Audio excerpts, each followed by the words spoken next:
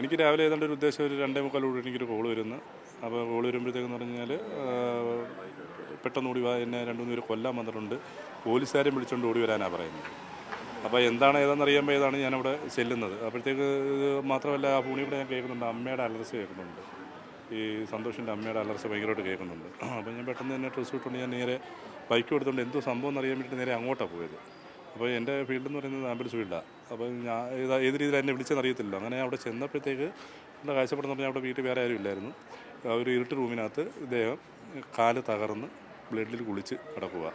അപ്പോൾ ഞാൻ ചെന്നപ്പോഴേ എൻ്റെ അടുത്ത് പറയുന്നത് എനിക്ക് ഭയങ്കരമായിട്ട് ശ്വാസം പൊട്ടുന്നുണ്ട്, എനിക്ക് ഇൻക്യുബേറ്റർ അവിടെ ഇരിപ്പുണ്ട്, ഒന്ന് എടുത്ത് തരാമെന്ന് ചോദിച്ചത്. അപ്പോൾ ഞാൻ അവിടെ നോക്കി, അതൊന്നും കണ്ടില്ല. മരുന്ന് മാത്രമേ കിട്ടുള്ളൂ, ഗുളിക മാത്രമേ കിട്ടിയുള്ളൂ, ആ മെഷീൻ കിട്ടിയില്ല. അപ്പോഴത്തേക്ക് പിന്നെ ഞാനൊരു ആംബുലൻസ്, ഞാൻ കരുനാഗപ്പള്ളിയിൽ നിന്നുള്ളൊരു ആംബുലൻസ് ഞാൻ വിളിച്ച്. അപ്പോഴത്തേക്ക് ഒരു മിനിറ്റ് കഴിഞ്ഞ്, ഒരു മിനിറ്റ് അത്രയും സമയം എടുത്തുള്ളൂ. ആ സമയത്ത് തന്നെ അവരുടെ അമ്മയും പോലീസുകാരുടെ ഒരുമിച്ചാണ് വരുന്നത്. അപ്പോൾ എനിക്ക് തോന്നുന്നു അമ്മ അന്നേരം പോലീസുകാരെ വിളിക്കാൻ പോയതായിരിക്കും.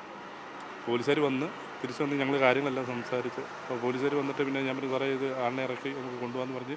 പിന്നെ പോലീസുകാർ വന്നിട്ട് പറഞ്ഞു, പിന്നെ പോലീസുകാരും ഞങ്ങൾ എല്ലാവരും ചേർന്നിട്ടാണ് ആംബുലൻസിനകത്തോട്ട് കയറ്റുന്നത്. അപ്പോൾ കയറ്റുന്നതിന് മുമ്പായിട്ട് പുള്ളി പറയുന്നത് എനിക്ക് ശ്വാസം മുട്ടുണ്ട് നല്ല രീതിയിൽ പറയുന്നുണ്ട്.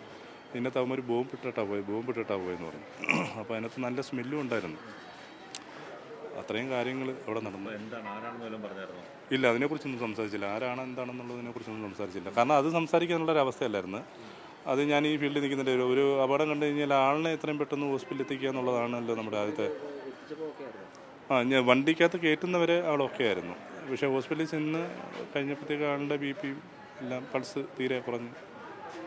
പിന്നെ മരണം സ്ഥിരീകരിച്ചിട്ടാണ് ഡോക്ടർ പറഞ്ഞത്. ഇല്ല, ഞാൻ ഇതുവരെ ശരിക്കും പറഞ്ഞാൽ അമ്മയായിട്ട് ഇതുവരെ സംസാരിക്കാൻ എനിക്ക് ഇതുവരെ സമയം കിട്ടിയിട്ടില്ല. അമ്മയായിട്ട് ഞാൻ സംസാരിച്ചിട്ടില്ല ഇതുവരെ.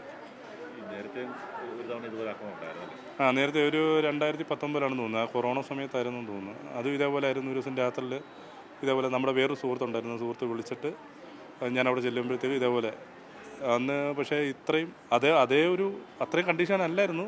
ഇന്ന് ഈ കാലിന് മാത്രമേ ഉള്ളായിരുന്നു പരിക്ക്, വേറെ ശരീരത്ത് വേറെ പരിക്കുകളൊന്നും ഞാൻ കണ്ടില്ല, തലയിലൊന്നും പരിക്കുകളൊന്നും കണ്ടില്ല. പക്ഷേ ഈ മരണം ഒരു വിഷമിക്കുന്ന കാര്യമില്ല. എന്തോ അന്ന് കാലിനും കൈക്കും തലയ്ക്കും പരിക്കുണ്ടായിരുന്നു.